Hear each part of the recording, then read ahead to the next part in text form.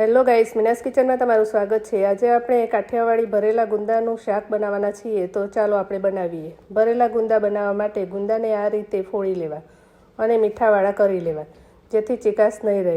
પછી તેમાં ભરવા માટે મસાલો કરી લેવો। મસાલામાં ચણાનો લોટ, સિંગદાણાનો ભૂકો, તલ, મરચાંની પેસ્ટ, લસણની પેસ્ટ, હળદર, લાલ મરચું, દાણા જીરું અને સ્વાદ અનુસાર મીઠું નાખી લીંબુ નાખવું। ઉપરથી લીલા ધાણા એડ કરવા, તેલ નાખી સારી રીતે મિક્સ કરી લેવું અને પછી ફોડેલા ગુંદામાં ભરી લેવું।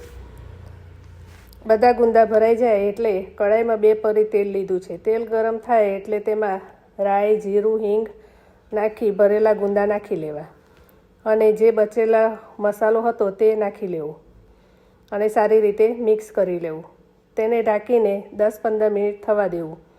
તે સારી રીતે ચડી જશે અને તેલ પણ બહાર ફૂટીને આવી જશે। જુઓ, આપણા ભરેલા ગુંદાનું શાક તૈયાર છે। તે ખાવામાં ખૂબ જ ટેસ્ટી લાગે છે। જો તમને આ વિડીયો ગમ્યો હોય તો વિડીયોને લાઇક કરો, શેર કરો અને ચેનલને સબસ્ક્રાઈબ કરો। મળીશું એક નવી રેસિપી સાથે। ત્યાં સુધી બાય બાય, થેન્ક યુ।